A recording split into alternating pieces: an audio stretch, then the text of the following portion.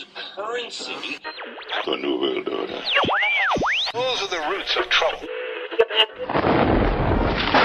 I imagine that right now you're feeling a bit like Alice, tumbling down the rabbit hole.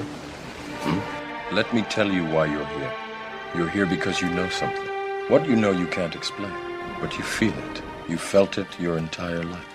That there's something wrong with the world. You don't know what it is, but it's there, like a splinter in your mind, driving you mad. It is this feeling that has brought you to me. This is your last chance. After this, there is no turning back. You take the blue pill, the story ends. You wake up in your bed and believe whatever you want to believe. You take the red pill, you stay in Wonderland, and I show you how deep the rabbit hole goes. All I'm offering is the truth, nothing more. For we are opposed around the world by a monolithic and ruthless conspiracy that relies primarily on covert means for expanding its sphere of influence, on infiltration instead of invasion, on subversion instead of election, on intimidation instead of free choice, on guerrillas by night instead of armies by day. It is a system which has conscripted vast human and material resources into the building of a tightly knit, highly efficient machine that combines military, diplomatic, intelligence, economic, scientific, and political operations. Its preparations are concealed, not published. Its mistakes are buried, not headlined. Its dissenters are silenced, not praised. No expenditure is questioned, no rumor is printed, no secret is revealed. But I am asking your help in the tremendous task of informing and alerting the American people. And now, welcome to another episode of Down the Rabbit Hole. Here's your host from federaljack.com. It's Popeye. Ladies and gentlemen, welcome to another live edition. It is May 8th, 2014. Tonight's edition, I am going to the Woodshed again. You're all going to go with me. If you're hanging out, listening, tuned in. Who goes to the Woodshed tonight? The Department of Veterans Affairs goes to the Woodshed tonight. And I have a few other things I'd like to get into, hopefully, in the second hour. But I'm going to spend as much time on this as I need to take them to the Woodshed. Now, I would have to do a week's worth of broadcast to actually woodshed the entire VA over all of their issues. Probably 2 weeks. Tonight is a few specific issues. And I'll throw out a few other things, but there's a few specific issues I'm going to focus on. Wait time for veterans seeking health care. Now, whenever I do a show about this stuff, there's always inevitably somebody in the comments, whether it's on Truth Frequency, Facebook, Twitter, Federal Jack, YouTube, wherever, that'll make a comment to the effect of, well, blah, blah, blah, blah, blah, I don't feel bad for veterans, they shouldn't sign up to be oppressors, blah, blah, blah, blah, blah, blah, blah, blah, blah.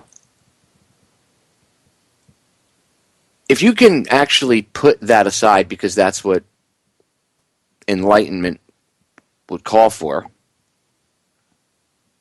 forgiving your fellow man for mistakes. And by the way, not all veterans are baby killers. Okay, so you need to knock that crap off. And not everybody signs up to oppress people. There's a lot more to it. It's not just very black and white. It's a very gray area in a lot of aspects. Anyway, when I do these shows, I'm not doing these shows to try to ask you to pity and, feel bad for veterans. I'm trying to show you that there's a huge problem. And if they're willing to do it to their own, they're willing to do it to the citizens. And it should also be a message to the active duty military and to the people that are police and government agents. Look how they treat their own. They don't even take care of you. When they're done with you, they throw you away. So there's a lot more to it than just, please pay attention to veterans. That's a very superficial way to look at things. That's not using any semblance of logic. Besides, if the government's willing to do that to their own, what would they do to you, who they don't really care about at all? Think about that for a minute. Just think about that. You can judge a nation based off how it treats its military veterans. People it's sent into harm's way, and in the case of the present day, they sign contracts. They own your ass when you're in the military. But in that contract, it also states that if you're hurt while you're active duty, they have to take care of you medically. That's part of the deal, okay? That's the way it works. It's not like people are getting free benefits and they're sitting on their butts doing nothing and they're partying. These are men with broken bodies, broken spirits, in some cases broken minds, and women too. Now, the reason I want to take the VA to the woodshed over their wait times is because recently it has come out in the national news about a VA hospital where about 40 veterans had died. Well, this isn't a big surprise to me. Actually, I had a lot of people ask me about this when it first happened. And as the story's been coming out and information's been coming out, people have been messaging me because they know how I feel about Veterans Affairs and being a veteran myself. So they would ask me, how come you haven't done a show about this yet?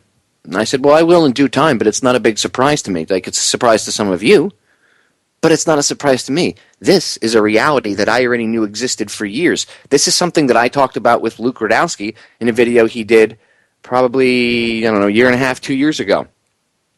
It's the one where I played the audio on air before, but if you see it, Luke I had him blur my face out because we had encountered the VA police a few times while we were filming, and you're not supposed to film around there. They got all pissed off, and I didn't want them screwing with my medical records, recognizing my face because I do go down there occasionally. So I had him blur my face out back then in the video. But go listen to the video. I called out Eric Shinseki, the head of the VA. I exposed stuff like veterans being exposed to diseases because they were having procedures done with dirty equipment. Equipment wasn't being properly sterilized. People get hepatitis, other diseases from it. Lives totally changed and permanently altered by someone's negligence at the Department of Veterans Affairs. And there was other stuff. I told them how there was horror stories of crowding in hospitals, or where the hospitals were not adequately funded or set up, and that surgeries were performed in broom closets. Oh, Popeye, you're lying. Go on your favorite search engine of choice and look up what I just said. Type in VA surgeries at Veterans Affairs hospitals performed in closets, and hit enter. And watch what comes up. If they haven't scrubbed the internet of it, go look it up. You'll see. This isn't something that's new. But I wanted to get into this tonight, and I wanted to talk about it with you all. Because since it's a national story right now, since the country's actually paying attention to it for a few minutes, let me grab their attention and let me expose a little bit more than what CNN's been talking about. And I'm not even going to give CNN credit because, of course, they latch onto a story like this to try to take focus off other stuff. At least they're talking about it, yeah. But they could have exposed other stuff. How come they never talk about DU? Furthermore, how come all these congressmen and women are calling for Shinseki to step down as Department of Veterans Affairs, the Secretary of Veterans Affairs over there? If they're calling for him to stand down over that and leave his post, but they're not calling for him to stand down because they've covered up the facts about depleted uranium? What about that? Go in my archives and look at my 2 interviews I've done with Doug Rocky. I'm going to have to try to get in touch with Doug again and see if he's okay, but I know he's been real sick lately. And I've interviewed him twice. They're in my archives. Dr. Doug Rocky on depleted uranium. Just go to federaljack.com and type in Doug Rocky, D-O-U-G, space R-O-K-K-E, and hit enter. And the 2 interviews will come up. Shinseki was his boss when he was in the military, who tasked him with cleaning up the depleted uranium on the battlefield. They knew that it was killing people and causing cancer. And now he's the head of the Department of Veterans Affairs. And everybody's all pissed off over this kerfluffle with these guys dying. And I'll play the audio so you can hear what I'm talking about. And don't get me wrong, that's bad. But what about the DU? What about the millions of people that have been exposed to that stuff? Not just our own men and women. And by the way, the servicemen and women that were exposed to DU in the first Gulf War, if you listen to the interviews, Doug will tell you, you'll hear him say during the interview that most of our casualties were friendly fire casualties in the first war, which is the first Gulf War, which is true. And all of those friendly fire casualties, most of them are now dead, if not all of them, because of cancer, because they were hit with depleted uranium rounds. So if they survived the trauma from the round hitting them, they were still exposed to the hot particles. And many of them within 5-10 years had died of various forms of cancers. So they survived being shot in deployment, but they were dead anyway from cancer. Shinseki, the head of the VA, knows this. They don't talk about it. It's this generation's Agent Orange. My dad's a Vietnam vet, and he's watched plenty of his Marine buddies die. My dad was an Airedale, so luckily he was flying around in helicopters and planes. And he wasn't exposed to it. He wasn't dumping it. But like my friend Ken Hildebrand, you guys have heard him on here once a couple times so far. He's a host I used to work with over at another network. Good friend of mine, Marine veteran, Vietnam. He was a door gunner. He was exposed to the Agent Orange. He has heart problems because of it. My father's friends have died of cancer and heart issues because of it. Are they going to talk about it? Are they going to admit that there's a problem with the DU? Or is it going to take 50 years like it did with Agent Orange? And by the way, there was other things other than Agent Orange. Yellow, green, blue. They were called Agent whatever based on the barrel that they sat in because they were painted different colors depending on what it was. But they were all defoliants, and they were all chemicals, and they all caused neurological disorders, cancer, all sorts of crap.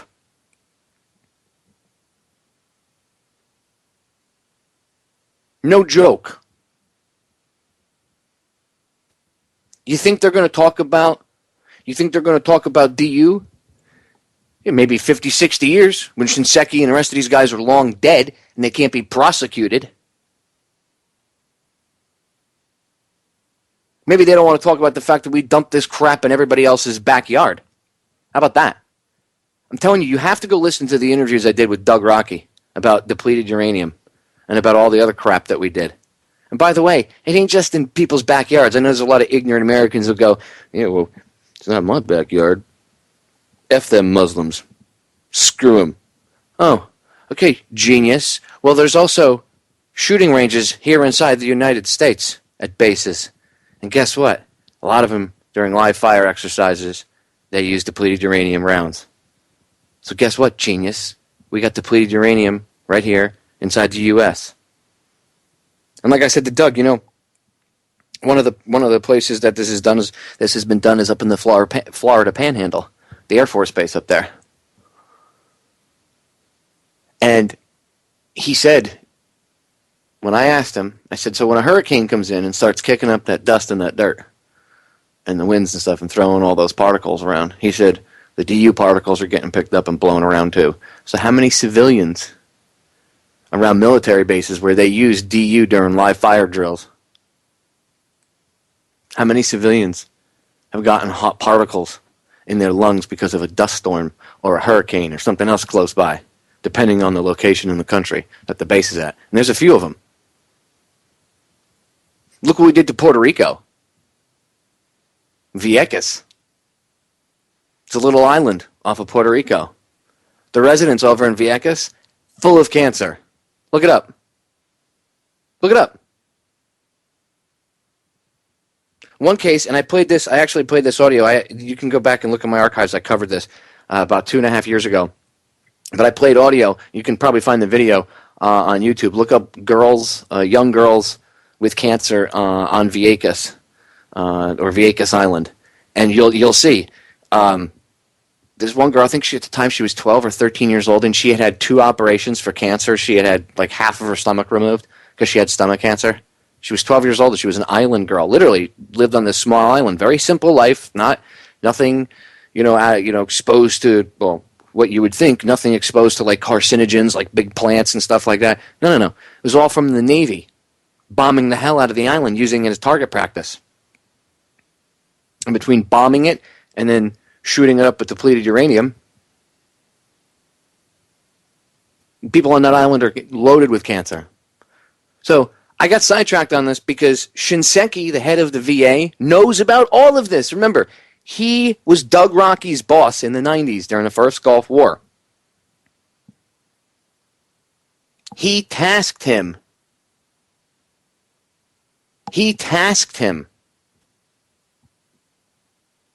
with cleaning up DU.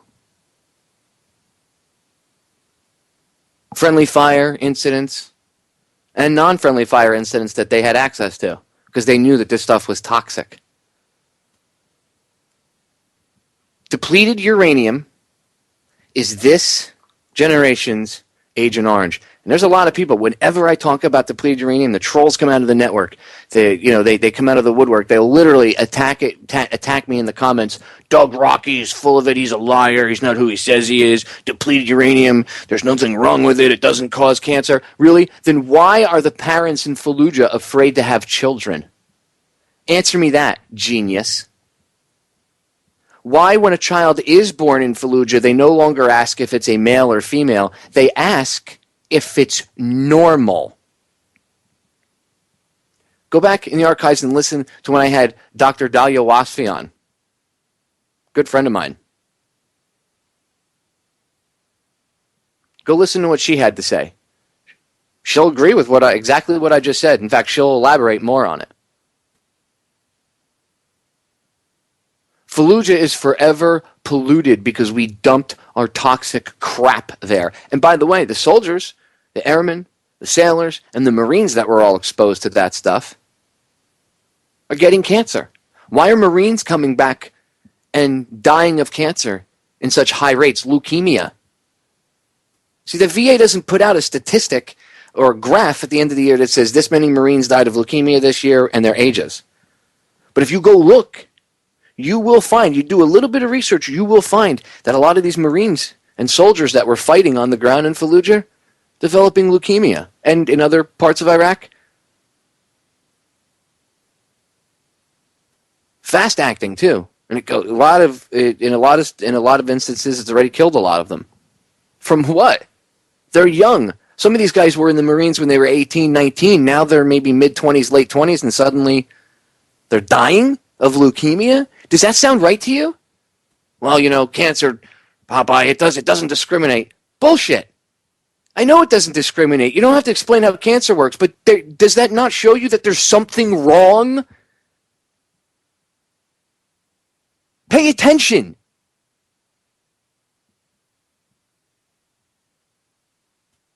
DU is this generation's Agent Orange. I'll say it again. Depleted uranium is this generation's Agent Orange. If you think otherwise, you're ignorant. Or you're a paid shill. One of the two. It is not okay to take our waste, a radioactive, highly radioactive waste, form it into bullets and tank rounds, and then dump it in someone else's backyard. By the way, even if you're not shot with it, and you're just the gunner. Say you're the gunner on a Bradley fighting vehicle. And you fire 300, 400, 500 rounds. You guys are done with your firefight. You go back to wherever. You got to clean the barrel out. The crews, they're constantly maintaining the equipment, or else it breaks down. I mean, it breaks down even with constant maintenance. So they're constantly maintaining this equipment. They have barrel brushes. In the case of tanks, they're huge. And they screw them together, like little kits. You unscrew them, put them in a bag, throw it in a compartment somewhere, wherever it gets stowed away on your tank or your Bradley fighting vehicle or whatever other new vehicles they come up with. But that's the basics of it. So when that guy pulls out say it's the gunner, he goes out and they get back to the base and they're cleaning up the Bradley, and the gunner goes out and he takes out the barrel brush and he screws it together and he proceeds to stick it down the barrel and douche the barrel out and clean it out. Scrub try to get all the powder residue, all that stuff out of there. Any sand that might have gotten in there, any other particulate matter, anything else. Scrub it out, clean it out, pull it all out. Right? Make sure everything's operating properly. Well, the problem is when they fired that depleted uranium round, when the round first went off, it becomes hot as it goes down the barrel. As soon as it's fired and it goes down the barrel, it's already hot coming out the end of the barrel. So as it comes out, it's releasing depleted uranium particles, particulate. And it's getting all over the front of the barrel. It's getting on the inside of the barrel. It's now coated all around the outside of that turret and the outside of that armored vehicle or whatever you're shooting from, even if you don't realize it. You see a coating of anything on the outside of the weapon or the outside there, it's literally coated in DU. Literally. There's DU particulates all over that. So, now you're the gunner, you're scrubbing the barrel out, and you're scrubbing back and forth, and even if you have a mask on, that stuff is still, it could get in your eyes, it can get into your ears. You only need one hot particle. One. So maybe they don't breathe it in, maybe they don't get lung cancer, maybe somehow it gets into their bloodstream in another way, maybe it goes in through their eye, or it gets absorbed through the skin, and maybe they get a huge, fast-acting form of skin cancer. That's not normal. And these guys are out there without adequate protection. They're not even being told. I mean, in the first Gulf War, when they were given MOP suits, the chemical suits, the problem is, once you break a MOP suit out, it's only good first time you use it. You can't repeatedly put your MOP gear on and off, on and off, on and off, on and off. You have to get a new set from a sealed bag. Once you break the seal and you put it on, it's not reusable. That's not what they told our troops in the first Gulf War. So they had Marines running around doing patrols if they pissed their commander off, whoever, maybe their first sergeant, whoever the frig they pissed off. And they'd be running around doing patrols in their MOP gear as punishment. And then when something really did happen, if a chemical alarm went off, they'd be told, oh, pull out your MOP gear and put it on. Problem is, that stuff was not protecting them. So any of the chemicals they were exposed to passed right through the suits.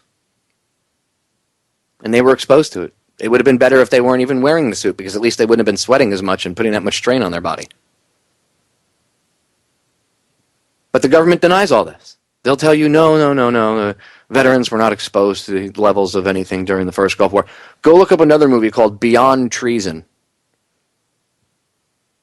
Radio show host named Joyce Riley put that together a long time ago, working with Doug Rocky and Dave Von Kleist. Beyond Treason. You can find it on YouTube. I've been on Joyce's show a few times. She's over in GCN. Go look up the movie, Beyond Treason. Watch it. They blew up places like Camisea, which Camisea was a chemical munitions warehouse. And the reason why they blew it up is because there's video footage. You can see it in Beyond Treason. When they were walking through, the munitions say, made in the United States. The chemical munitions that Saddam Hussein had, bad guy, he's violating rules. Yeah, we sold him the munitions. That's why they blew them up. They didn't want anybody to see, made in the USA on the side of the box. Can't have the truth get out. So they blew it up. Well, when they blew it up, talk about retardation, they just blew it up. That stuff's going to get dispersed into the atmosphere, which it did. And our troops were downwind of a lot of it. Wonder why we have such high cases of Gulf War syndrome. Should go look up how many troops have died since the first Gulf War. The last time I checked, it was upwards of, I know it was over 20,000. 20-something thousand. I have to go look. It's like 2 years ago since the last time I saw the number. And I'm sure since then more obviously have died, so. But last time I checked, upwards of like 20,000 veterans had died, probably even more, from the first Gulf War, of illnesses and stuff that they received afterwards. And the VA, in many cases, denied there was any connection, because that's what they do. The VA is nothing more than a huge governmental-run insurance company. I found that out the hard way myself, being a disabled vet. It's a huge government-run insurance company. And they will find any reason they can to try to violate that contract that you signed with them.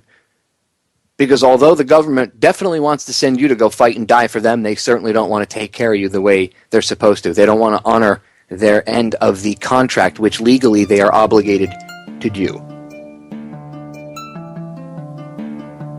So, young men, if you're out there and you're thinking about joining the Marines or being a soldier and I'm going to go fight terror, think again. Go be a firefighter. That's more noble. Be an EMT. We get back, more woodshedding. Stay tuned. And Shinseki should be fired and put in jail. We are back, ladies and gentlemen. Yes, I'm serious. Eric Shinseki should be removed from his post as Secretary of the Department of Veterans Affairs, and he should be arrested.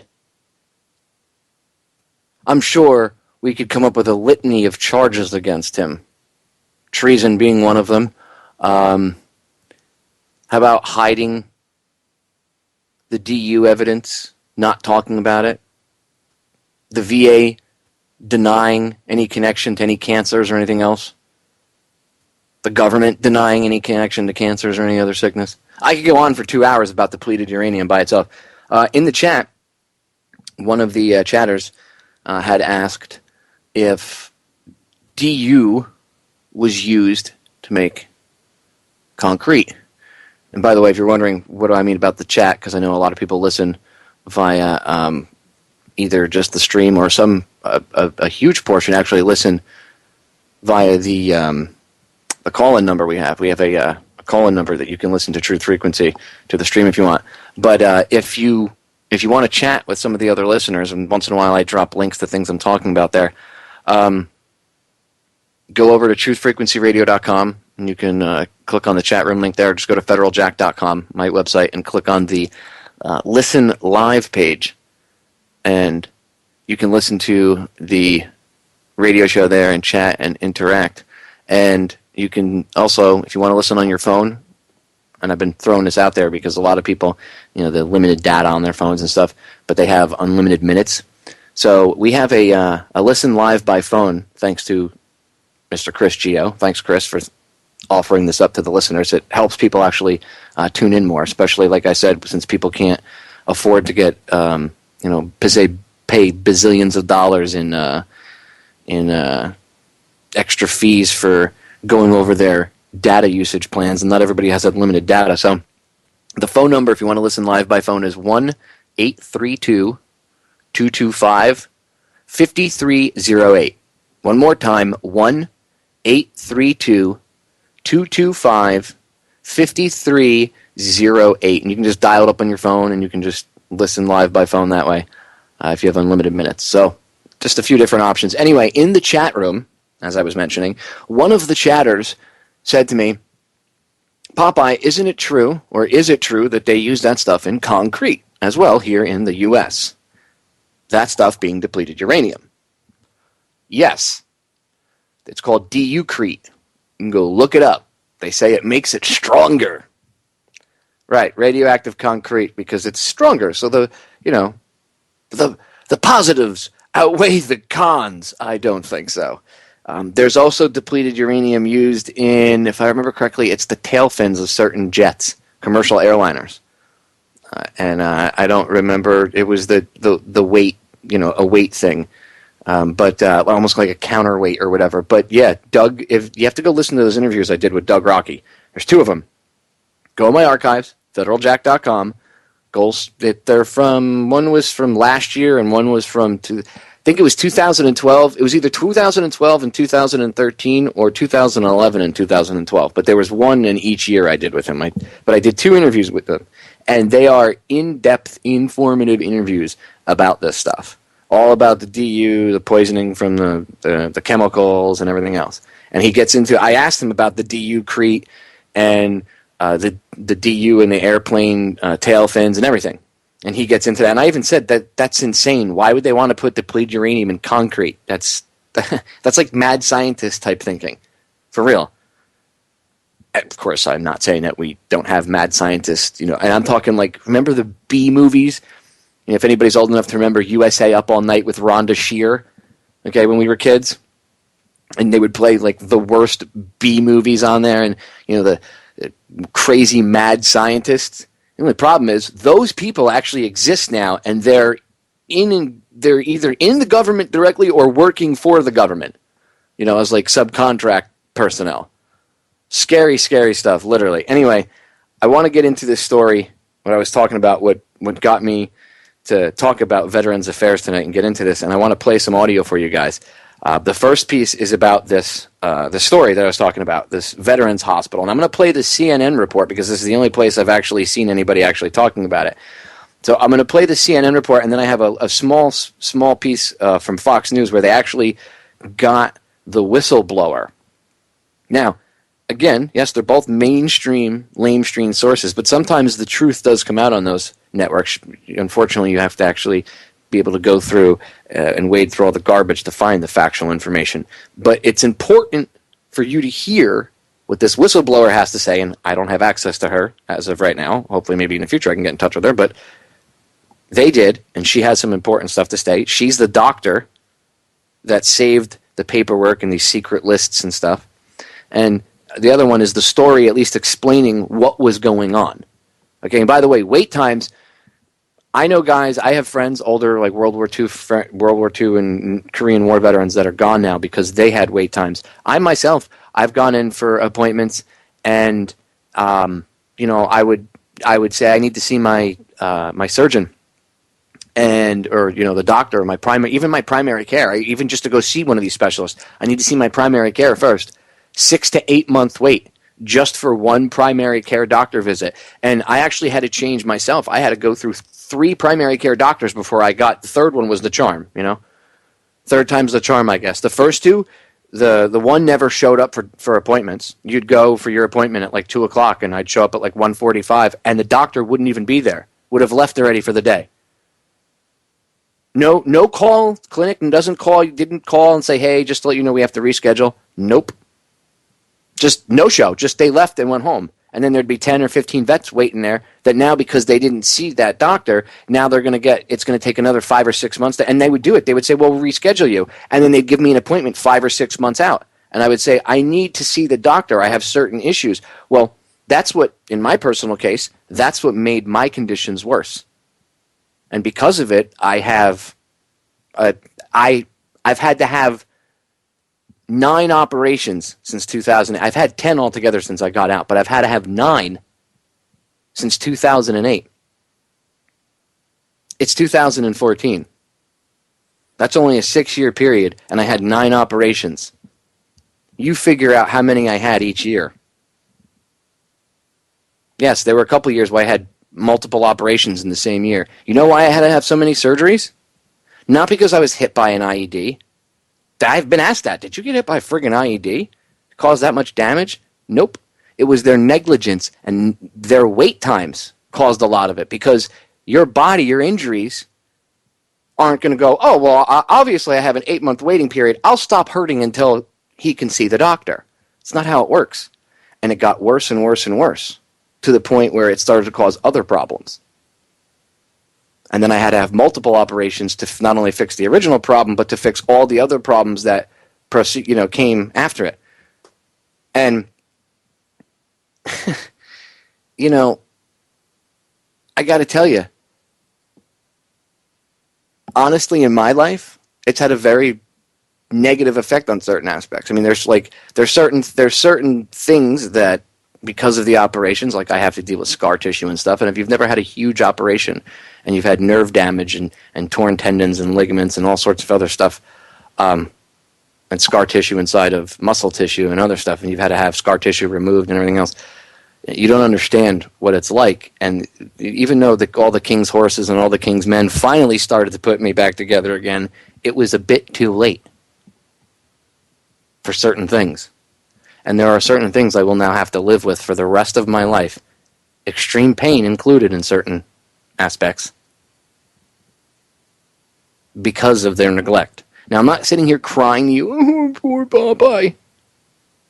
I'm using myself as an example so you guys can understand. I'm taking it to a more personal level so you can understand. And this isn't biased by my emotion or anything. As you can tell, I'm not screaming, yelling. I'm being very calm. I'm telling you the way it happened. And it's not my perception. It's not anecdotal evidence that, well, it's just his perception of it. You could have said that a while ago if I had just started talking about this out of nowhere. But we have even the mainstream admitting that the very same problems go on and veterans have died because of it. But it is not at this one VA hospital alone. It is a system-wide failure. For you to understand why the entire system is such a piece of garbage, ladies and gentlemen, you have to understand that the system was never set up to work to begin with. It was never created. The system that is created was never set to actually be able to handle the influx of the real amount of veterans that need the assistance and the health care from their exposures, their deployments, their injuries, whatever. It's like a false front. It's like those old Western movies where the front, in some aspects, the front of the buildings looked real, but behind them it was empty, hollow sets with just 2x4s holding it up. If you know the old Mel Brooks movie, Blazing Saddles, they build a fake town, okay? That's what the VA is. It's that fake town. On the outside facade looks grandiose. We're taking care of our veterans. Department of Veterans Affairs, brought to you by Eric Shinseki. But they're not. If you walk through the doorway, you look on the back, you see the 2x4s holding up this fake facade, this fake town. It's not what you would think. So, that being said, I'm going to get into the audio of this story. First, the CNN clip, where they actually, lay out, they actually did a decent job. The reporter, by the way, Drew Griffin in this, that does the reporting, this guy actually does some decent reporting. I'm surprised that I know the way CNN works and all that, but he has done some decent reporting over the years to the point where he actually ended up getting on one of TSA's infamous no-fly list, and now every time he flies, he gets ID'd and second screened and everything else because he had done multiple stories exposing TSA, criminality and things. And again, I'm not saying he deserves a Pulitzer Prize or anything like that, but at least the guy doing it, I know that he has done some decent reporting. I'll say decent because it's CNN, but he has done some decent reporting in the past. Anyway, here's the story from CNN about 40 deaths resulting from VA hospitals' secret waiting list. And again, this is not just one hospital, it's nationwide. Tonight at 360 exclusive, the most disturbing example yet in our ongoing investigation of U.S. military veterans dying while they wait for medical care at VA hospitals. As a result of our previous reporting, Congress launched an investigation. Now we've uncovered just how far one VA hospital went to hide its outrageously long wait times. 40 veterans died while waiting for care at this hospital. And that would be shocking enough. Keeping them honest, though, there is more. A doctor who's left the hospital says that managers were actually keeping two waiting lists, a sham list that made the hospital look like a model of efficiency and a secret list that showed the deadly reality.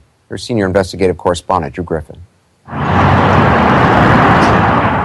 It was a plan by top management at this Veterans Hospital in Phoenix, Arizona, to hide as many as 1,600 veterans, waiting many months just to get a doctor's appointment. CNN has learned at least 40 veterans left waiting for care. Many who are on that secret list are now dead.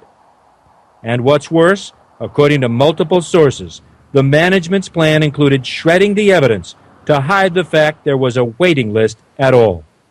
We've heard as many as 40 veterans here in Arizona, in the Phoenix area, could have died waiting for care. That's correct. The number's actually higher. Dr. Sam Foote just retired after spending 24 years with the VA health system here in Arizona. The veteran doctor says the hospital did have a list that showed the VA was providing timely appointments within 14 days. But that was a sham. The only record that you have ever been there requesting care was on that secret list. And they wouldn't take you off that secret list until you had an appointment time that was less than 14 days. So it would give the appearance that they were improving greatly the waiting times, when in reality it had been 6, 9, in some cases 21 months. In the case of a 71-year-old U.S. Navy veteran named Thomas Breen, the wait ended much sooner. He started bleeding in his urine. So I was like, listen, we got to get you to the doctor. We got to get you to the doctor. Teddy Barnes Breen says his Brooklyn-raised father, Thomas, so proud of his military service, would go nowhere but the VA for treatment. And on September 28th, with blood in his urine and a history of cancer, Teddy and his wife rushed him to the Phoenix VA emergency room, where he was examined and sent home to wait. All they wrote on his chart was must have primary doctor in 1 week. Urgent. And they sent him home. This is a copy of Mr. Barnes' VA medical chart stating... I'm going to pause it there for a second. I have a friend, good friend of mine, Coast Guardsman and Merchant Marine, veteran of both. He's got a heart condition from when he was in the military. He was having problems with his pacemaker. And there was the company that the VA had purchased the pacemakers from. They were being sued because of bad leads and everything else. Long story short, they knew he was having problems with his pacemaker and his heart. And he said, he called up to make sure that he could get an appointment. And they told him, it's going to be about 2.5 weeks, because his cardiologist called him and said, tell them you need an appointment ASAP. He had to call his doctor and have his doctor force them to give him an appointment the next day. Because it didn't matter. The appointment-making people, the clerks, whatever you want to call them, well, the computer system, there's nothing available. There's nothing we can do. That's how useless they are. So just so you know, again, it's not out of the ordinary for the VA. This is why I want people to understand this is sad and this is totally unacceptable, but it's not out of the ordinary for the VA. That's why we need to do something about it. Completely 110% unacceptable on every level imaginable. So anyway, let's go back to the audio. Clearly on the top, urgency, that he should be seen by a primary care physician or urologist within a week. Did anybody call? Nope. No. You called? Me and Pop called. Numerous times. Numerous times. And you never got an appointment? No, I got a response. Would you like to hear the response? Well, we have other patients that are critical as well. It's a 7-month waiting list, and you're going to have patience. Lawyers Sally kept calling day after day from late September through October through November. Then she no longer had a reason to call. Thomas Breen died on November 30th, 2013. The bleeding was from inoperable stage 4 bladder cancer. They called me December 6th. He's dead already. With the price. They called you and said... I said, what is this regarding? She goes, we have a primary for him. I said, really? You're a little too late, sweetheart. Dr. Foote says Mr. Breen's a perfect example of a veteran who needed an urgent appointment with a primary care doctor and who was instead put on the secret waiting list where he remained hidden. And if you die waiting for your appointment, you didn't exist. Correct. They can just remove you from that list, and there's no record that you ever came to the VA and presented for care. Pretty convenient. Pretty sad. CNN has obtained emails showing top management, including Phoenix VA Director Sharon Hellman, knew about the actual wait times, knew about the off-the-books list and defended its use to her staff, which makes this statement to CNN from Hellman all the more strange. It is disheartening to hear allegations about veterans' care being compromised, the director writes, and we are open to any collaborative discussion that assists in our goal to continually improve patient care. Sam Foote says that response is stunning.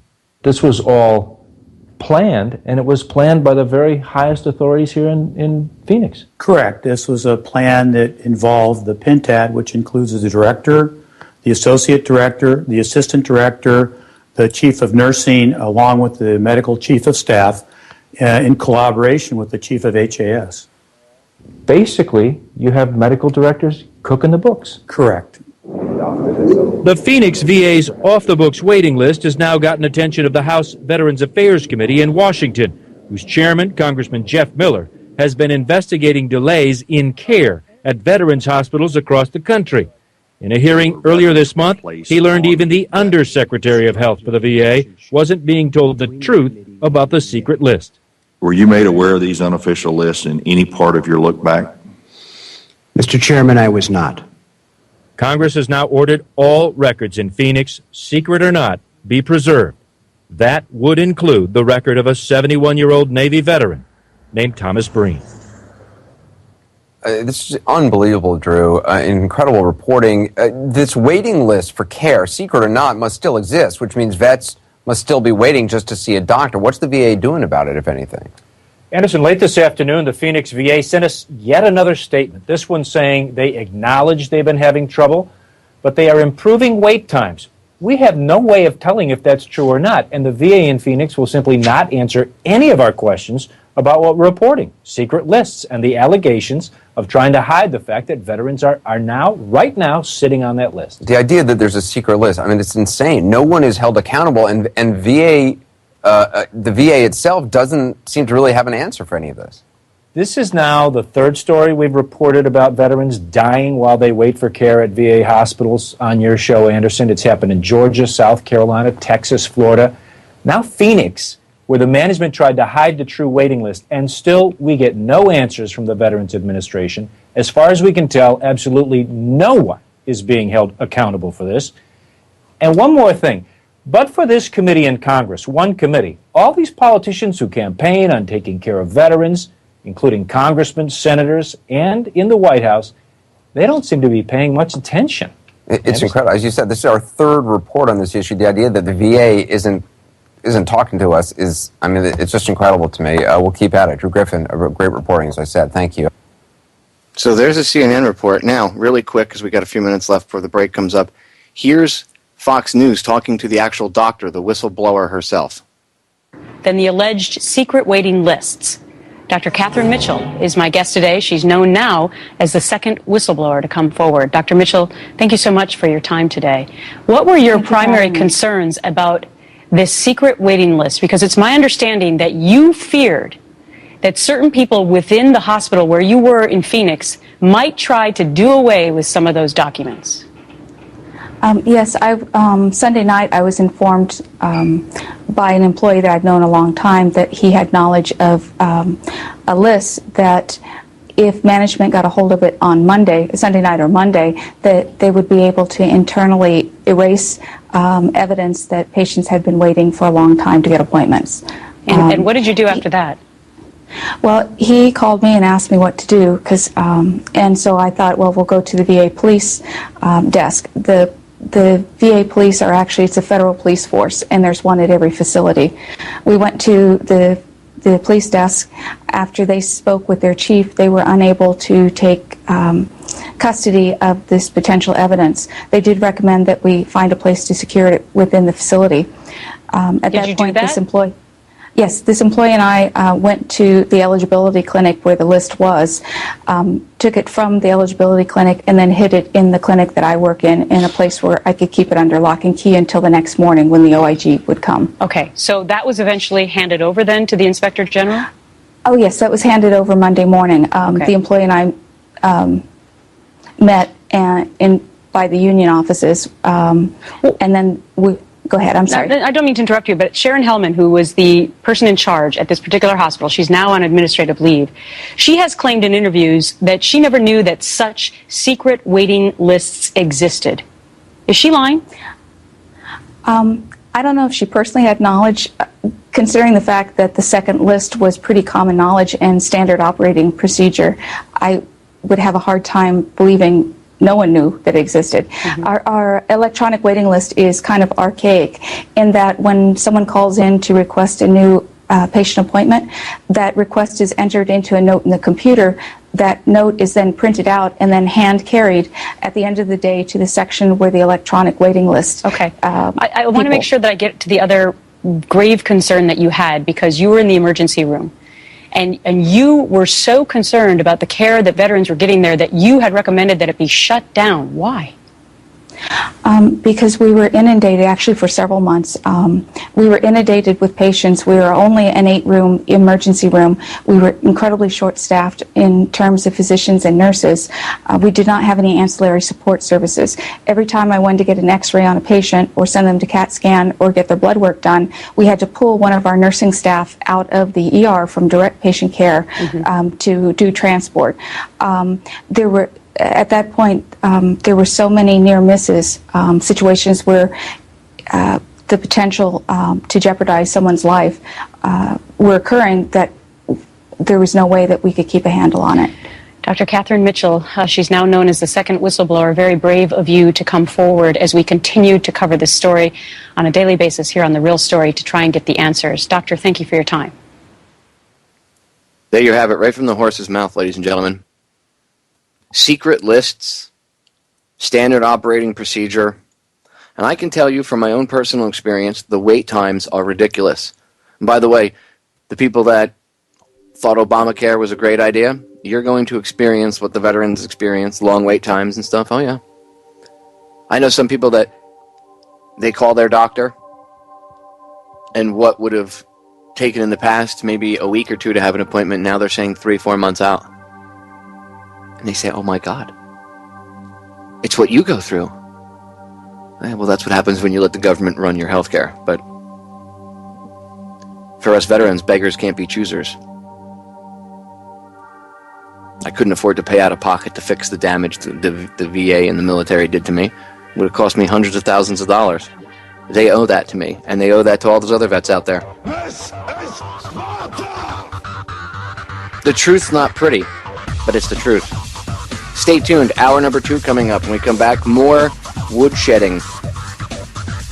Plus, I'm going to expose another problem that people don't really know about. Female veteran homelessness. It's something that nobody wants to talk about. Stay tuned. Ladies and gentlemen, welcome back to hour number 2 here on tonight's live edition of Down the Rabbit Hole. I am your host, Popeye from FederalJack.com. It is May 8th, 2014. Tonight, I've been taking the Department of Veterans Affairs to the Woodshed. The stuff I've been discussing tonight, ladies and gentlemen, is not hyperbole. It's not conspiracy theory. It is, in fact, yes, a conspiracy, but is conspiracy fact. And it's important to point this stuff out to you.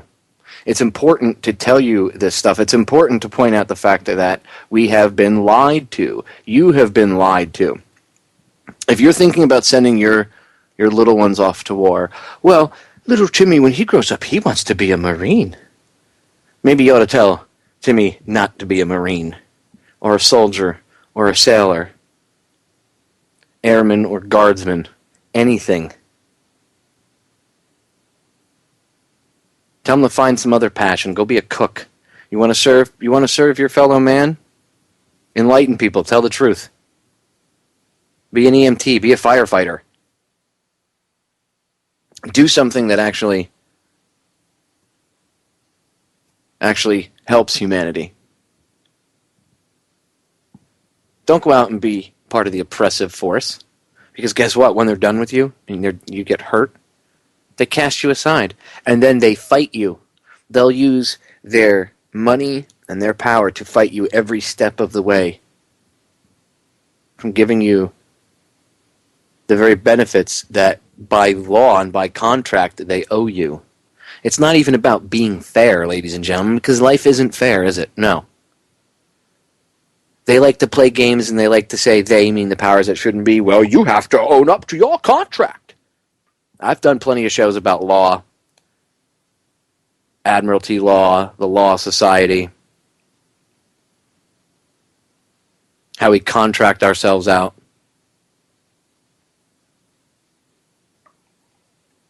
Constantly we do it. I've done plenty of shows on it.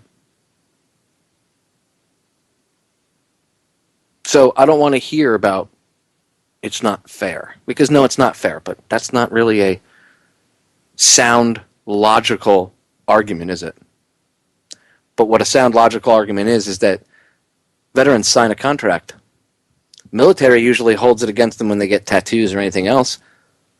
Believe me, I used to get tattooed every other day pretty much when I was in the military as a way of relieving stress. That, and I used to go walk down dark alleyways at night in the local city and pray that somebody would mug me and then work out some frustration that way too. I've talked about that. But I almost got brought up on charges a few times. You know what the charges were for? Never for getting in fights. You'd think that that's what I would have gotten in trouble for, but I never got caught either.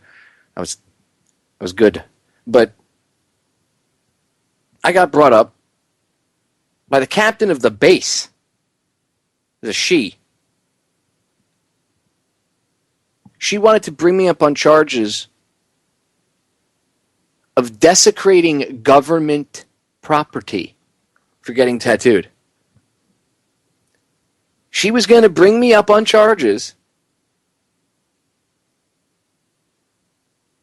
whether it be a captain's mast or it was too low to be a court martial, but she could have at least pushed for a captain's mast, which is what she wanted to do. Or even something lower than that, like a negative page 7 or something. But she wanted to put an indelible mark on my military record at the time and punish me for getting tattooed. Punish me for getting tattooed. She said I desecrated government property. Now, the reason they can do that, which technically, even though it's insane, technically they can do that because technically they own you. No one owns me, Popeye. I'm free and sovereign. Okay, I understand that. But according to law, and the Constitution allows us to do this, there's a loophole in the Constitution. It allows us, because we are sovereigns of our own destiny. Therefore, the Constitution technically can't tell you as a person. It can tell the government because that's what it's supposed to do, but it can't tell you as a sovereign individual what to do. The founders knew that, and that I mean, people can say, well, it was put in there to screw the country. Maybe, but also if you think about it, they were also philosophers, and they probably realized that how are we supposed to say this is free if we force? So that could have been used as a justification by a more nefarious group to put that back door in there. Who knows? Anyway, the point is that back door exists. That and we can debate as to who and why it was, who put it in there and why, but who benefited from it. But the point is the back door exists. And if you think about it on a philosophical level, you are the one that are in charge. So if you allow yourself to contract yourself out because you don't educate yourself to what's going on, well, that's your fault. Well, Popeye, they throw so much stuff at me. It does not matter. It is your responsibility to weed through the crap. And if you're too lazy to do it, well, then that's what happens. That's what happens. Okay? So anyway, understanding contracts and stuff, you have to understand that this is, if you're going to look at this at a logical level, this isn't about what's fair and what's not fair. We sign contracts. They are violating their end of the contract. The problem is good luck taking them to court. See, that's why when people fight the VA on their own, veterans fight the VA on their own, they end up usually dying off most of the time, or at least about 50% of the, 40 to 50% of the time, they either die off or quit. And that's what the VA hopes for. Social Security is set up the same way. Anybody that's ever applied for Social Security disability or Social Security benefits when they get older will understand, especially the disability part, that you'd understand. I mean, they make you jump through hoops when you try to get your retirement, but even the disability itself that you pay into, remember, that's not the disability thing isn't a free benefit. You have to pay into that. There are people that do abuse the system, but that's not the point. The point is you pay into that. Well, the same thing with that. With 75 down here in Florida, it's a known fact that the state or whoever the office there in the capital of disability, because it's more of a federal thing, but they wherever it goes, that head office, up in the state capitol, and then for wherever connections it's got to, Washington and whatever office makes the final decision or whatnot, their SOP is to deny like 75% of claims that come in. Therefore, they only have to deal with 25%. There's 25% of the claims that come in they approve, and then the other 75%, out of that 75%, maybe 50% of those people will appeal. The others give up. And the ones that give up, some of them die or who knows what happens to them. And then the ones that appeal, out of the 50% that appeal, maybe 45 or 50% of those fall off. Eventually they don't have the patience to wait 3-4 years, because that's how long they'll drag it out in some cases. They don't have the patience, they don't have the money, or they get sick and they die. And that's what they wait for. The VA does the same thing, and so does Social Security. It's really absolutely disgusting. Anyway, I said when we were coming into hour 2, or going into the break to come into hour 2, I wanted to play a piece of audio. It's from journeyman.tv. They do some interesting investigative reports. They're over on YouTube. But they exposed a big problem that not many people know about, and I want to dedicate the rest of the audio of this the segment here to it. And the title of the video, you can go watch it on YouTube. I suggest you watch the whole thing again after you hear the audio component here, so you can see the video too. But it's titled "How 55,000 Female Veterans Ended Up on the Streets." That's right, how 55,000 female veterans ended up on the street. I say never leave a fallen man behind, but I also will not leave a fallen woman behind. I don't leave any of my comrades behind. So, to my sister veterans, let me expose your plight, ladies, to the listeners and to the world. Again, you can find the video. It's over on Journeyman. The website is journeyman.tv, and I'm sure they have the report up there. But they're also on YouTube. They have a YouTube channel. I believe if I remember correctly, it's called Journeyman Pictures. So go watch the YouTube. Go watch the video, and spread it around. Tell people about it. I mean, this stuff needs to be told. There are, just like there's male veterans out there that are homeless and have no place to go, there are female veterans that are affected by combat now and everything else. Remember, it's not like it used to be where it was just the guys.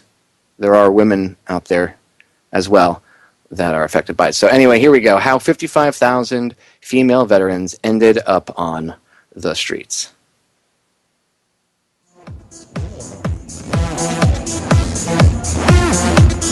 The backstage excitement is building at this most American of contests, a pageant. But tonight is no ordinary event. Is that what you'll be wearing on your dress tonight? No, but it's in my heart and spirit. The contestants are all serving or former members of the US military, and they've each raised thousands of dollars for a special cause.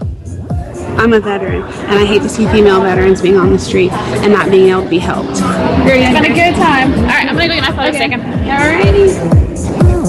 The very existence of homelessness amongst female veterans is a largely unreported and uncomfortable issue in America. It's estimated there are up to 55,000 homeless female veterans across the country. This event's organiser, Jaspin Booth, was once one of them. And it was a huge slap in the face. Yeah. Because in return for the service I rendered to my country, I was offered poverty in return.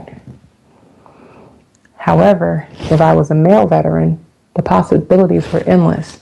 There were all types of programs and, training and housing that was available if you were a male veteran, and programs that treated you with dignity and respect. Hi, come on in. please. A few years on, and Jaspin has managed to create this. This is the living room of the Alexandria home. She started a foundation called Final Salute, which now runs 3 transitional houses for homeless female veterans and their children. It's a start, but Jaspin is still frustrated by the lack of services for women. Enough is not being done, and I personally don't think you can do enough for a person who has raised their right hand and said, hey, I will die for anyone in the world, not just Americans.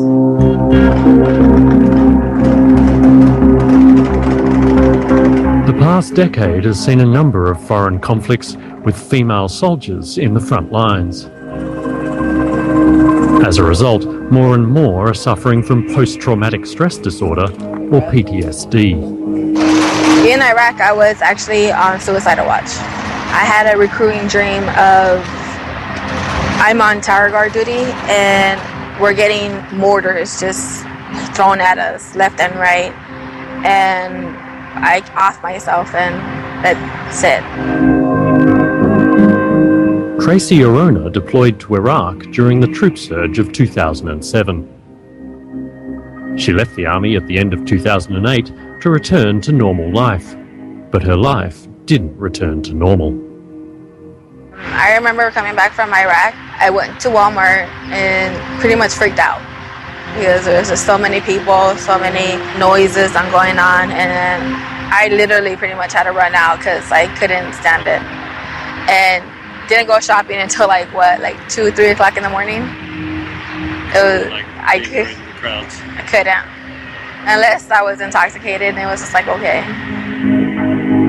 Like many others, Tracy turned to alcohol to numb her anxiety and insomnia, drinking nearly 2 bottles of tequila a day. And after separating from her husband, Tracy found herself homeless, bouncing between friends and relatives. This soldier right here, he actually tried to commit suicide, and he was also our best friend, so they ended up kicking him out. So it's just kind of sad. Currently, Tracy is boarding here with her uncle's ex-wife, but that too could prove temporary. Homelessness is an all too common consequence of PTSD. Yeah, do you still have trouble with dreams and sleeping? Yeah, like last night I go to sleep till 2, and I sleep with the monkey. I don't know if you see him behind me. That's what I sleep with. And I take to think of him as like my dream catcher in a way.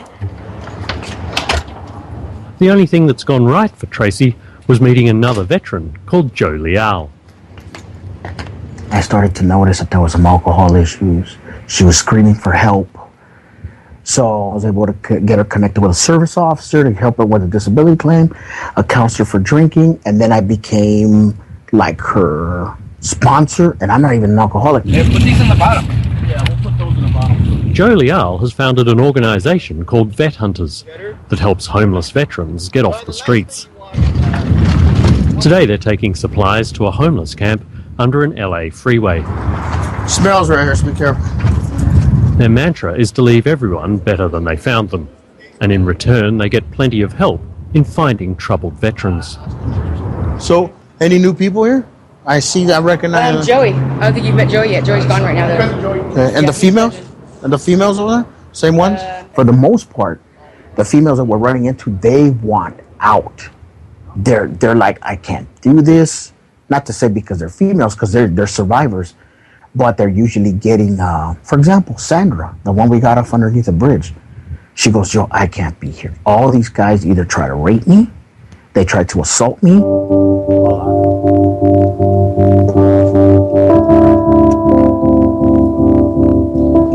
Yeah, this is one of the worst streets right here. Los Angeles' Skid Row is another place where the vet hunters regularly look for former soldiers in need. Hey, how you doing, brother? I'm playing ladder over there. Oh, you out playing ladder? You got that itch? Trying to get a little bit. I've been trying. How you doing on socks today? You okay? Oh, I need a little bit of socks. A little bit of socks? Yeah. Okay, let me get you a set. Hey, the only thing I'm asking right now is, do you know where the female veterans are at right around here? Female veterans? They be like way back that way. The challenge for the vet hunters is that homeless female veterans tend to hide their problems and avoid the streets and shelters. They don't want to go to a shelter. People will try to bully them, try to have sex with them. They're dealing with their own issues. They don't want to be around civilians or crowd. They don't want that. They want to be around other females and a female veteran program. They need counseling. A majority of them need like a support element. It turns out that networking on this Army Reserve base is one of the best ways to find those in need, but it's still difficult. They're not always going to come out and open up to you. For example, we just had a female soldier that just walked up and she asked us if we could fix her tire. Now, I know that's not related to homelessness, but one thing that took place right in front of you was how hard it was to ask for help with a tire. Imagine them opening up to try to tell you that they have a homeless situation. That's even harder. Yeah, your tires were bad. The two front ones were bad. When we go to replace Private Maria Alvarez's tyres, it turns out that she too is homeless, bouncing between houses and living out of her car. After I got out of the military, I tried to stay with my mom for like maybe a week. She didn't want me there no more, so I had to leave from there. Maria's story is the same one I hear over and over here. An unsupportive family and the wrong skills for a civilian job, leaving her with nowhere to turn. Until Joe swings into action. And then we know people that, can help you out with that. And then we'll start talking about addressing your homeless issue. I haven't had anybody help me before like that, so it's kind of emotional. It's a big deal, yeah. Well, yeah. Thank you. But that's why we do what we do. That's why we're out there, raising this money so that if you find yourself where you're not eating or whatever the case is calls up, I promise you will help. I got food stamps. Yeah, but you know what's crazy? As a soldier to be on food stamps, that's so crazy. You serve your country, you're on food stamps. And I don't mean that in a bad way. But no, I know it does help. And you know what? I've been there. I'm just saying that I just wish that we didn't have to live like that. So with much love and respect. Thank you. Give me a hug, Don't worry about it, man. We got your back. I mean, we're all vets. The number one reason why female veterans are homeless is because of untreated sexual trauma. Something that helped you from where you were before to... Dr. Laurie Katz is a psychologist who's been working with female veterans for over 20 years. I'm a Vietnam Air Force veteran. Woo! And Vietnam there. Good. So, Today at the Long Beach Veterans Affairs Hospital, Dr. Katz has brought together a group of women who have all graduated from a 10-week treatment program called Renew. I felt condemned. They all suffer from military sexual trauma, or MST, and many had gone for decades without talking about their assaults by fellow soldiers or seeking therapy. Why did I do that? I was ashamed. Why was I so ashamed? I knew it wasn't my fault. I knew it wasn't my fault.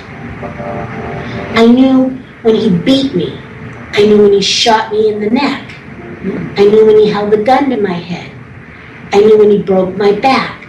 Some of the unique factors about MST is that it happens in an environment where someone continues to work and reside. The whole environment becomes a fear-inducing environment. They don't know if it's going to happen again, or the friends of the perpetrator might gang up on them to get retaliation if they report it. And after all of that, he got his friends. They beat the ever-loving out of me and buried me. They thought they'd killed me. Military sexual trauma is extremely prevalent. Many women, when they first come, are so shut down that they don't even make eye contact. They have difficulty feeling any feelings, so they're very numb. I guess I always had to make sure I was working so I didn't have to think anything about what may have happened to me in the military. It was taken from me. I'm able to move on. I'm getting my motivation back slowly but surely, and my son is going to be able to have a mother. And I'm a year. In 4 days, I'll be a year sober. And so, wow, that's great. And I never That's great. So this is huge. You've released so much, and you are all doing so much better. You showed me that people out there do care. I didn't think nobody cared. And that's what touched me the most, is that you showed me that I was somebody. That I was somebody. That somebody really cared.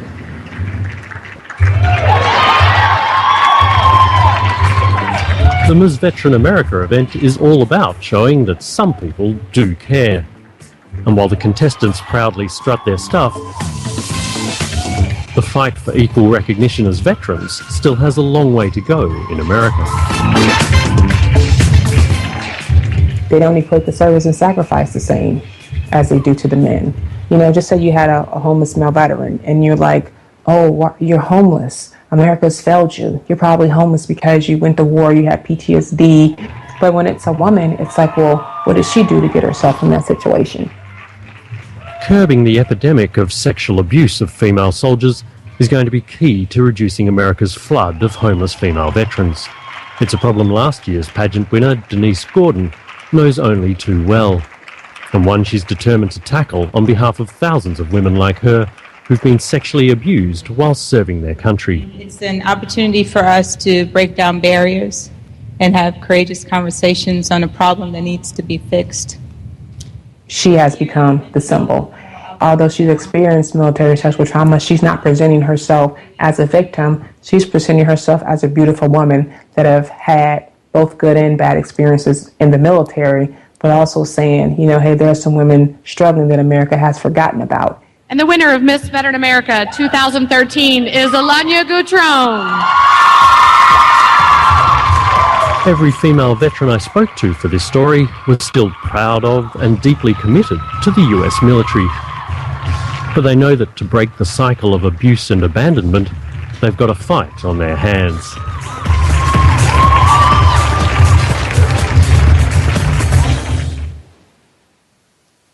Ladies, you're not alone. You are our sisters. And there are many of us that have not forgotten you. The government may have forgotten you. And you may feel forgotten. But there are more people out there than you know that are willing to help you out. So if you are a female veteran, and you're suffering from any of these issues, whether it be sexual trauma in the military or PTS or anything, reach out. Don't be afraid. Don't hide.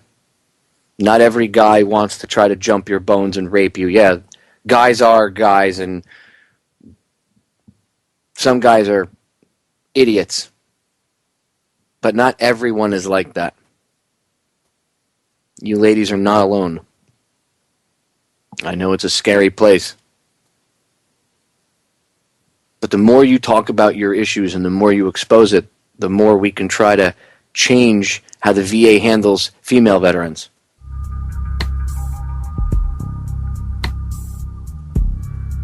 You're not forgotten.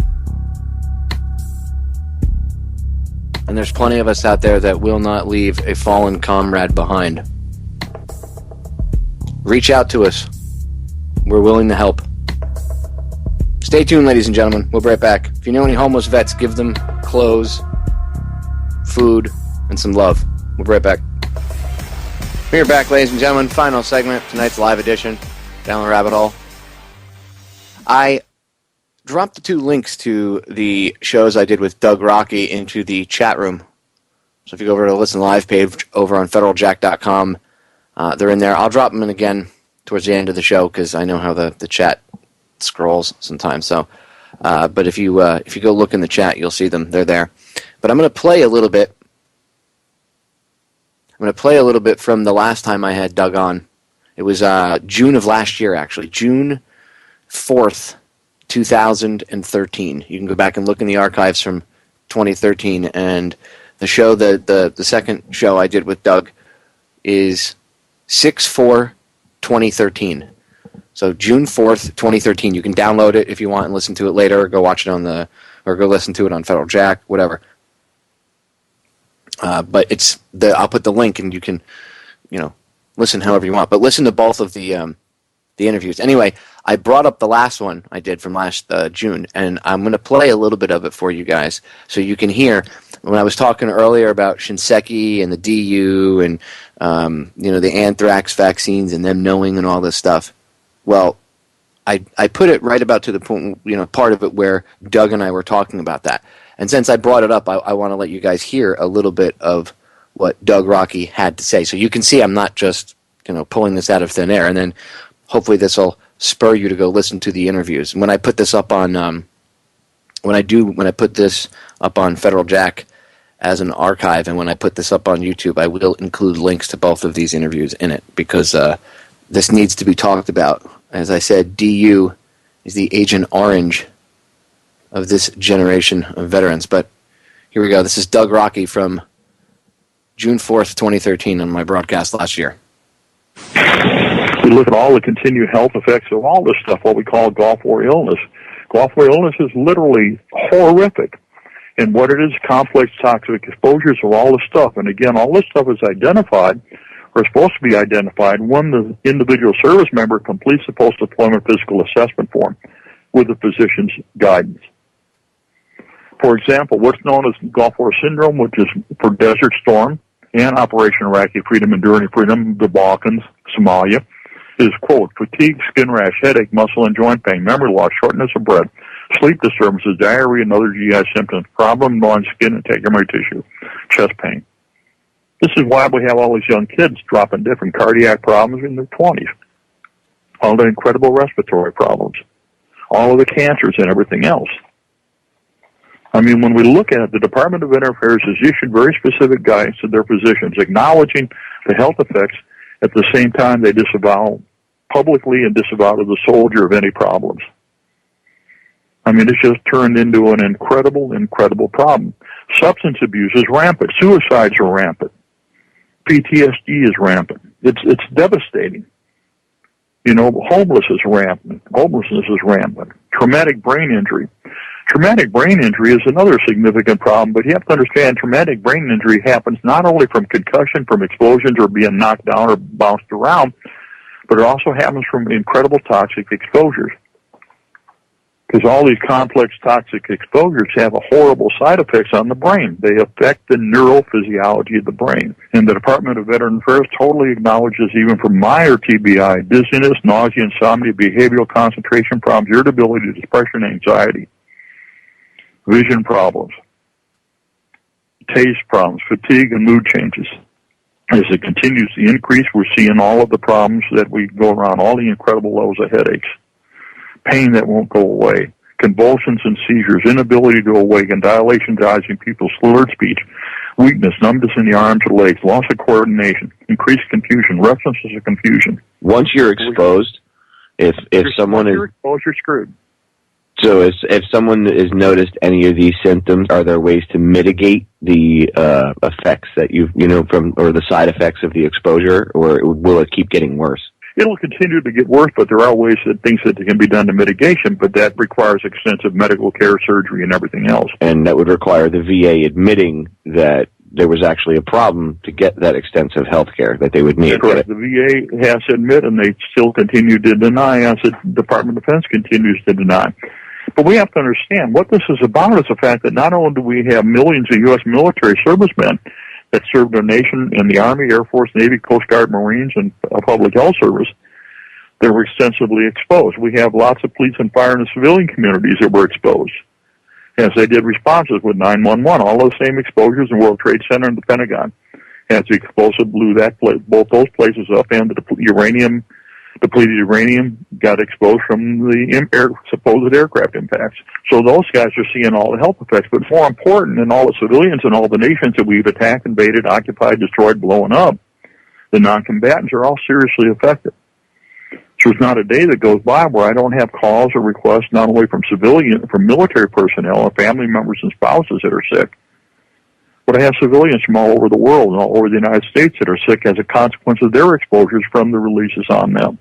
So, I mean, you're looking at an incredible, extensive medical and significant medical problem for which there is no money and no funding and no desire to acknowledge or admit the problems exist. The implications of what they're doing, not only with the DU, but if you look at DU vaccines and the burn pits, all put together, just the exposure that the people in the military plus any civilian personnel that working in the area that were, right off the bat, that's one of the biggest health scandals, like public health scandals, I think, in the history of this country. I mean, that would really bring at least the VA medical system, if not more parts of the government, and I believe you even said this the last time I interviewed you, it would bring them to their knees if they actually admitted there was a problem. Well, trying to admit that there's a problem, but it's not only that. You've got total misuse of funds and everything else, where they're buying stuff and doing conferences and taking people all over the place. I mean, right now they've got asking questions why the VA went to Europe. I mean, this is up in the, investigation in Congress. I mean, total misuse of funding. I mean, we had a recent problem at the Danville VA Medical Center. We couldn't get medical care. They said they didn't have medical staff or they didn't have time, and that they were buying thousands and tens of thousands of dollars of new desks and file cabinets for which they had no reason. You don't need to have all new desks and file cabinets. You need to give medical care. Give yourself a table to work on, and that's it. When we look at all the health effects and everything that's identified, just alone, partially identified, in the post-deployment physical assessment form, where they acknowledge these are the health effects for which you need to get medical care. These include chronic cough, that's all the respiratory, runny nose, fever, weakness, that's in the muscles and everything else, joints, headaches, swollen and stiff and painful joints, back pain, muscle aches, numbness or tinglings in the hands or the feet, skin disease or rashes, redness of the eyes and tearing, dimming of vision like the lights were going out, chest pain or pressure, dizziness and fainting, light headaches, difficulty breathing, feeling tired after sleeping, difficulty remembering, diarrhea, indigestion, vomiting, ringing in the ears. These are the things that are acknowledged, that they're asking if everybody has this stuff. And yet they don't want to acknowledge or take care of the stuff. Then you got all the PTSD problems. What did we do? What did we see? What we were involved in? We're in the moral and ethical dilemma. We have found out that we've been lied to since Vietnam. We know the Gulf of Tonkin incident did not occur. That is a historical fact today. And yet Johnson and McNamara used that to get all of us into Vietnam. And we killed and destroyed for all this stuff without justification. We did the same thing in Desert Storm. And we did the same thing in Operation Iraqi Freedom and Enduring Freedom. Iraq or Afghanistan never posed a threat to us. They've never posed any threat to suspend our precious freedoms, no ability to suspend our government or anything else, no ability to really attack us, and yet we've destroyed them.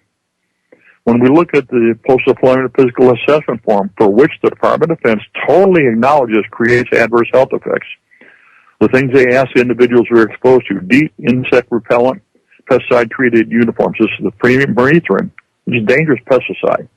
Environmental pesticides, flea and tick collars. We have kids wearing flea and tick collars. Kids can't wear them. Pesticide strips, smoke from oil fire, smoke from burning trash and feces. We got the directives requiring medical care for all the exposures from burn pits and hazmat. Vehicle or truck exhaust fumes, tent heater smoke, JP8 and other fuels. You have all the carbon monoxide poisoning. You have all the byproducts and incredible medical problems. Fog oils, all the solvents, all the paints, all the ionides and radiation. Radioactive exposures are not just from depleted uranium. They're all the complex materials and equipment that's in our equipment, but more important, ionized radiation we found is incredible stuff in the Iraqi, the Soviet, and the Afghan equipment that's released when we destroyed it. That's what's happened in Syria. Incredible releases of radioactivity as we destroyed Syria. And the same thing is what we're doing as we're destroying this stuff in Libya. All the radar and microwaves, all the lasers, all the loud noises, excessive vibration, industrial pollution, incredible amounts. As we destroy infrastructure for industry, agriculture, medicine, and education, incredible pollutants are released. All the sand dust, all the depleted uranium, all the other exposures. Incredible problems.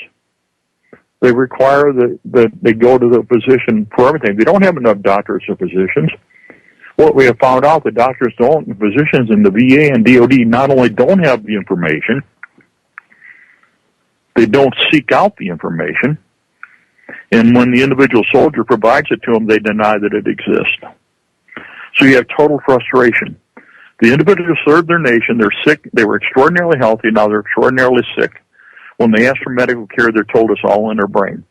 And yet they have the copy of the directive confirming it, if they can get it. The physicians and nurses all know, but they refuse to admit or acknowledge it. They refuse to take the time to go and do it. Continuing education is totally broken within Department of Affairs and Department of Defense. They talk about trying to take Army medics and everything back in the civilian world, make them an EMT or paramedic. But yet they don't even know why they did the treatment or the care, because they didn't have adequate education before they were taken in the military medical program. And they don't know the anatomy, physiology, and body mechanics, so they can't translate it. We put the programs together 30 years ago when I was involved teaching the combat medical programs, the 91A, 91B, Super B program, Combat Lifesaver program. Our team put that together during Desert Storm, the shortened version, which is used all over the nation. I actually served as director for the Midwest. It's not done. So you don't have the capability to provide medical care. And the desire or the intent for the physician to spend the extra time and go look for it is not happening within the Department of Veteran Affairs. Even when I called for help yesterday, well, we're done. We're done for the day. It's 5 to 4. They start at 8 in the morning and they quit it before 4 o'clock. That includes lunch hour. No wonder people can't get medical care. They don't want to work. They don't want to look. They don't want to understand. They don't want to investigate. Continuing medical education is broken. Acknowledging, how do you tell the American public we have millions of U.S. military casualties as a result of our failures to act or our deliberate actions creating air, water, soil, and food contamination? How do we tell the American public that we created all these casualties for which we denied medical care? But then more important, we've got all of the family members, all of the spouses with cross-contamination brought back. That's within the U.S. family alone, the military family. Then you've got all civilians all over the nation for where this stuff has been blown up, tested, developed, or built, or whatever, or released that are exposed.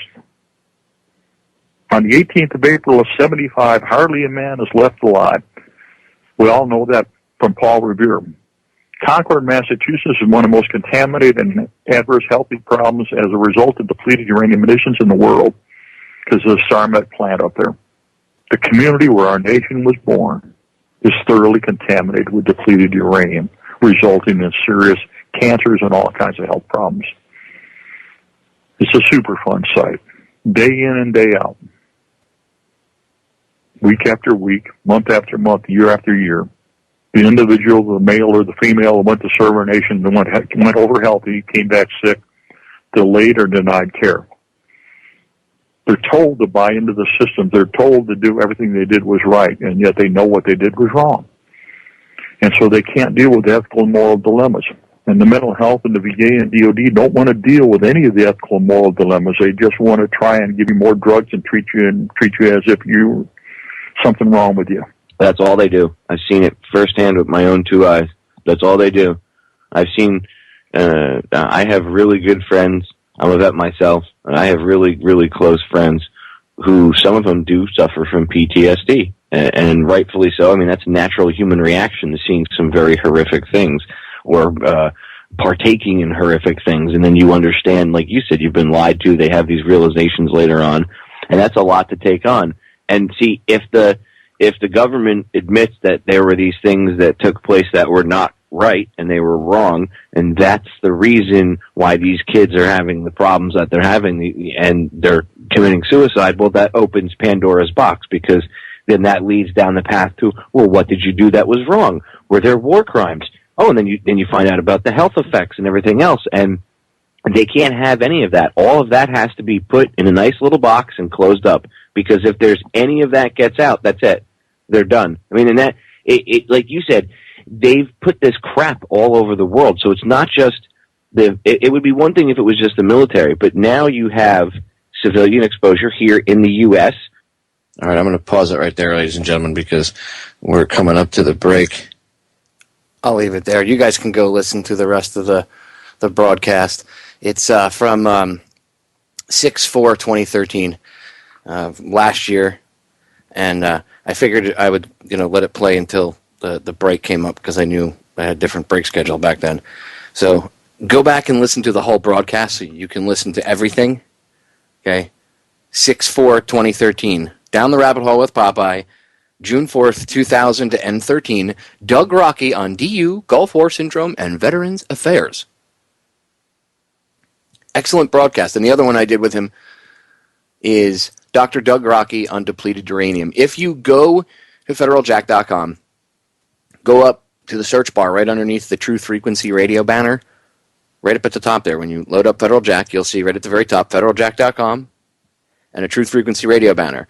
Right underneath that, it says Home, About, Download section, by the way.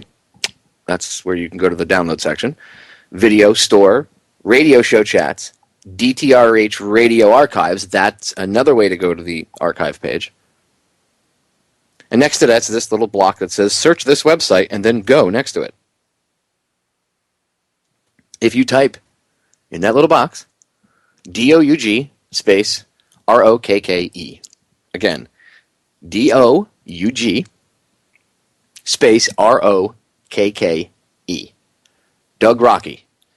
It'll bring up those two interviews first. And then I have a couple, I think I posted a couple videos of interviews he did with like Jones and a couple other people from years ago. And I might have even put up, I think that might even bring up a link to Beyond Treason.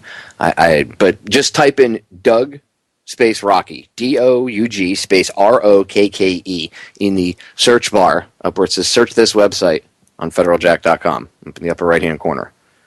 And when you do that, it'll bring up a list of stuff, including the interviews I've done with Doug. And I urge you to download them. Okay, obviously I know many of you can't sit in front of your computer all day long. Everybody has busy lives, I get it. But everybody has phones now, and a lot of people listen via their phone or their MP3 player or whatever.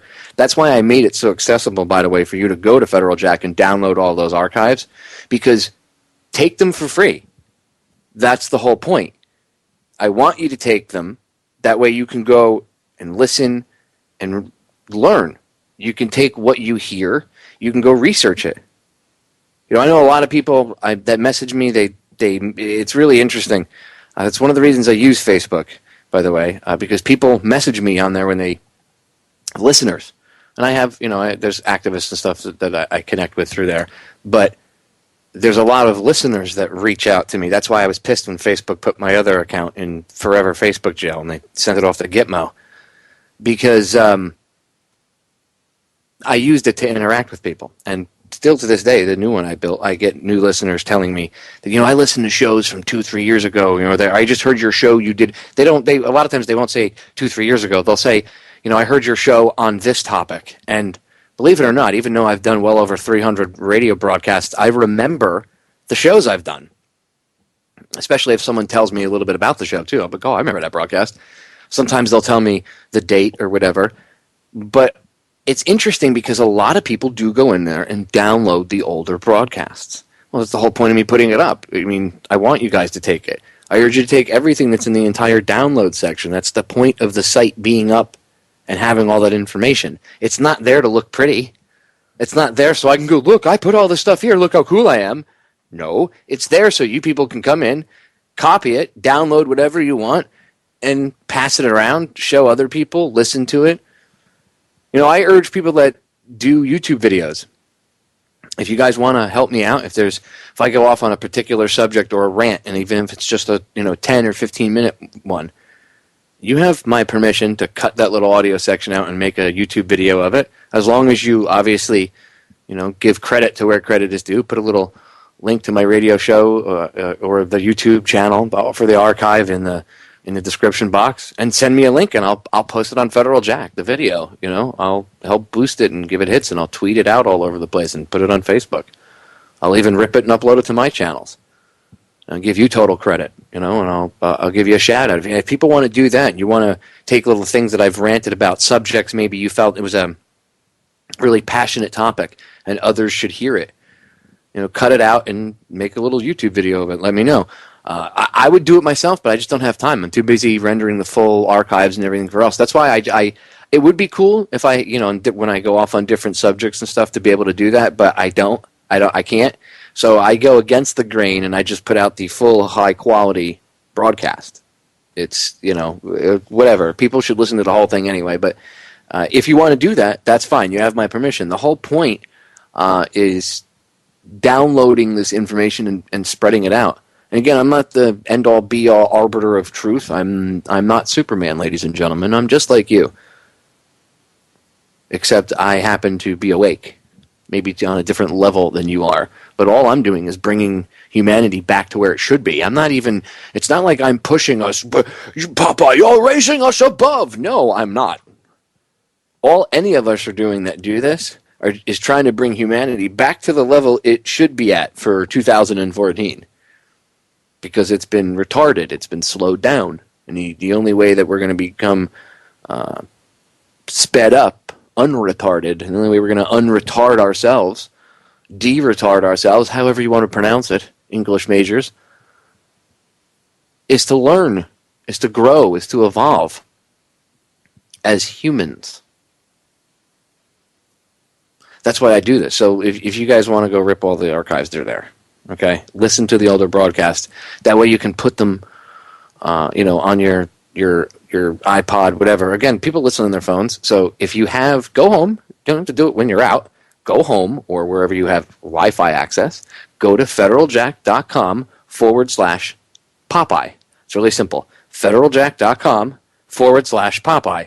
You go there, and it brings up the directory, the old school, 1990 style internet directory listing. And every link works.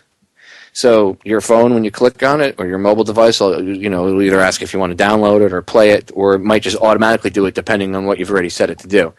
But download it. You can download all of the shows from there, and it works on phones, it works on iPads, everything. If you have internet access, that works. And I did it that simple for that very reason. Because it's done that way. It's easy. Very simple. Okay?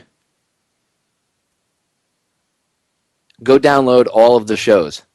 All of them. Scroll through, look at the titles, see what you want, click on it, download it, educate yourself. And I implore you to please take the 2 shows about Doug Rocky, that Doug and I did about the DU and the Veterans Affairs and stuff. The last few minutes here, I want to urge you all, if you know, and everybody that lives in a city or in an area where there's homeless vets that you visibly see, you know what I'm talking about. Sometimes they'll sleep under like overpasses and stuff. Help them out. If you have clothes, help the homeless in general. You see somebody on the streets, most of them are veterans, at least 50% of them are veterans anyway. But if you know a veteran that's homeless, help them out. If you know a female veteran that's homeless, try to help her out. Maybe you can contact those guys out in California there. And again, go to Journeyman Pictures over on YouTube and watch the video again. It's about 55,000, how 55,000 veterans, female veterans, became homeless.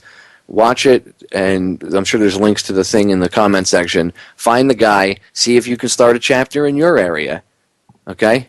Make a change. And then maybe you branch out and you just do it for all homeless people.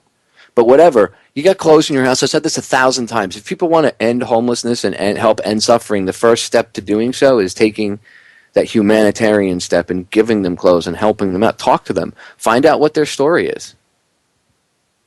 I used to talk to homeless people all the time when I worked in South Beach, when I worked at the tattoo shop. My friends that were like, well, why do you sit and chat with them? Because they're humans. They're not monsters. And not all my friends were like that. A lot of my friends were cool and they chatted with them. But these people were humans too. They all had a story. They all had a reason. So let's not just cast them to the side because they happen to be homeless.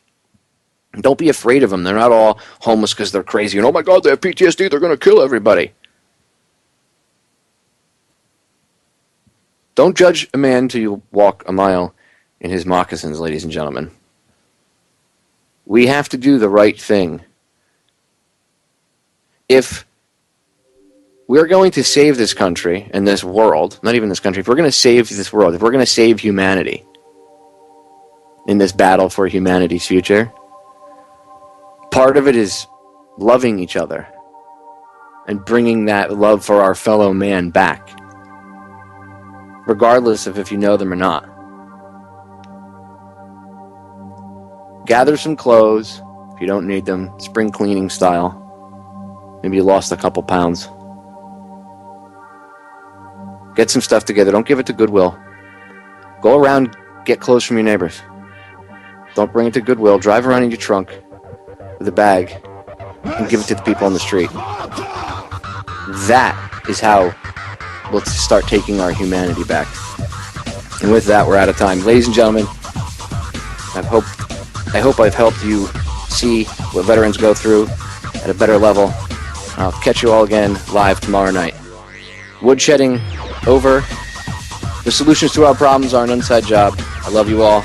I'm out of here.